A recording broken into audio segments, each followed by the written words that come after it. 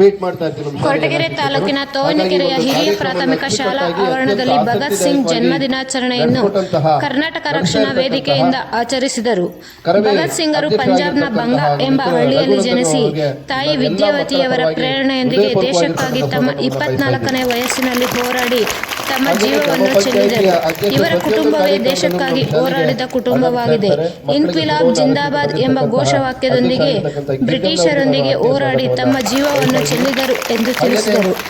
ಈ ಸಂದರ್ಭದಲ್ಲಿ ಗ್ರಾಮ ಪಂಚಾಯಿತಿ ಅಧ್ಯಕ್ಷರಾದ ಗಿರಿಜಮ್ಮನವರು, ಉಪಾಧ್ಯಕ್ಷರಾದ ಶೈಲಜಾ ಸಿದ್ದನಂಜಪ್ಪನವರು, ಎಸ್ಡಿಎಂಸಿ ಅಧ್ಯಕ್ಷರಾದ ಮಂಜುನಾಥ್ ಟಿಎ, ಸದಸ್ಯರಾದ ಹನುಮಂತರಾಜರವರು, ರಾಷ್ಟ್ರೀಯ ಮಾನವ ಹಕ್ಕು ಆಯೋಗದ ತುಮಕೂರು ಜಿಲ್ಲಾ ಗೌರವಾಧ್ಯಕ್ಷರಾದ ಹಾಗೂ ಕಾನಿಪ ಧ್ವನಿ ಸಂಘಟನೆಯ ಕಾರ್ಯದರ್ಶಿಯಾದ ಹನುಮಂತರಾಯಪ್ಪಡಿ ಹಾಗೂ ಶಾಲೆಯ ಮುಖ್ಯೋಪಾಧ್ಯಾಯರಾದ ಸಿದ್ದಪ್ಪನವರು ಮತ್ತು ಕರ್ನಾಟಕ ರಕ್ಷಣಾ ವೇದಿಕೆ ತೋವಿನಕೆರೆ ಘಟಕದ ಅಧ್ಯಕ್ಷರು ರಘುನಂದನ್ ಪಿಆರ್ ಇನ್ನು ಮುಂತಾದವರು ಭಾಗಿಯಾಗಿದ್ದರು.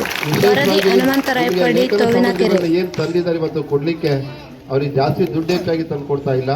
ಆ ಭಗತ್ ಸಿಂಗ್ ರವರ ಮೇಲಿರ್ತಕ್ಕಂಥ ಅಭಿಮಾನದಿಂದ ಅವ್ರಿಗಿಂತ ಹೆಚ್ಚಿನ ಅಭಿಮಾನವನ್ನು ನೀವು ತೋರಿಸಿದಾಗ ಮಾತ್ರ ಇವರು ಕಟ್ಟಿರ್ತಕ್ಕಂಥ ಒಂದು ಸಂಘಕ್ಕೆ ಮತ್ತು ಭಗತ್ ಸಿಂಗ್ ರವರ ಒಂದು ಆದರ್ಶ ತತ್ವಗಳಿಗೆ ನೀವು ಬೆಲೆ ಕೊಟ್ಟಂತಾಗುತ್ತೆ ಅಂತೇಳಿ ನಾನು ಮತ್ತೊಮ್ಮೆ ನಾನು ವೈಯಕ್ತಿಕವಾಗಿ ಕರವೇ ಸಂಘಕ್ಕೆ ನಾನು ಹೃದಯಪೂರ್ವಕವಾಗಿರ್ತಕ್ಕಂಥ ಸ್ವಾಗತವನ್ನು ಬಯಸಿ ನಾನು ಮಾತನ್ನು ಮುಕ್ತಾಯ ಮಾಡ್ತಾ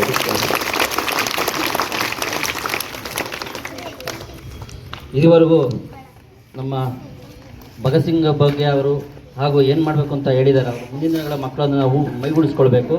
ಈಗ ಕರವೇ ಸಂಘದ ಅಧ್ಯಕ್ಷ ಕಡೆಯಿಂದ ಪುಸ್ತಕ ವಿತರಣೆಯನ್ನು ಮಾಡಬೇಕು ಅಂತೀನಿ. ಈಗ ಭಗತ್ ಸಿಂಗ್ ಬಗ್ಗೆ ಒಂದೆರಡು ಮಾತಾಡಬೇಕು. ಯಾರಾದರೂ ಅದೇ ಕೂತ್ಕೊಳ್ಳಿ.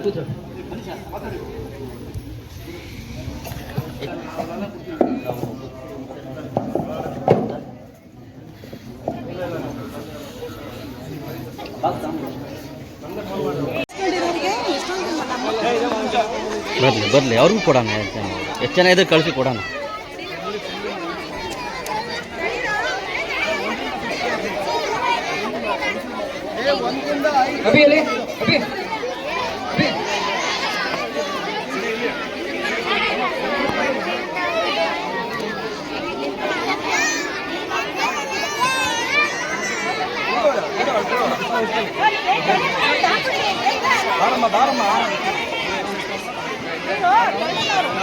ಕೊಡಿ ಬೇಗ.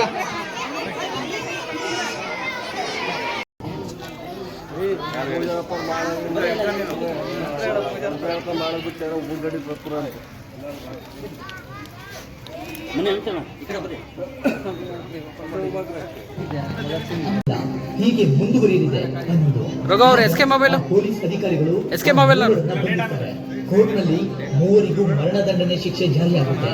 ನಂತರ ಕೋರ್ಟ್ನ ಆದೇಶದಂತೆ ಭಗತ್ ಸಿಂಗ್, ರಾಜ್ಗುರು, ಸುಖದೇವರನ್ನ ಮಾರ್ಚ್ 23, 1931ರಲ್ಲಿ ಗಲ್ಲಿಗೇರಿಸಿ ಕೊಲ್ಲಲಾಯಿತು ಅಂತ ಎಲ್ಲರಿಗೂ ಗೊತ್ತಿದೆ. ಆದರೆ ಇದು ಸುಳ್ಳು ಅಂತ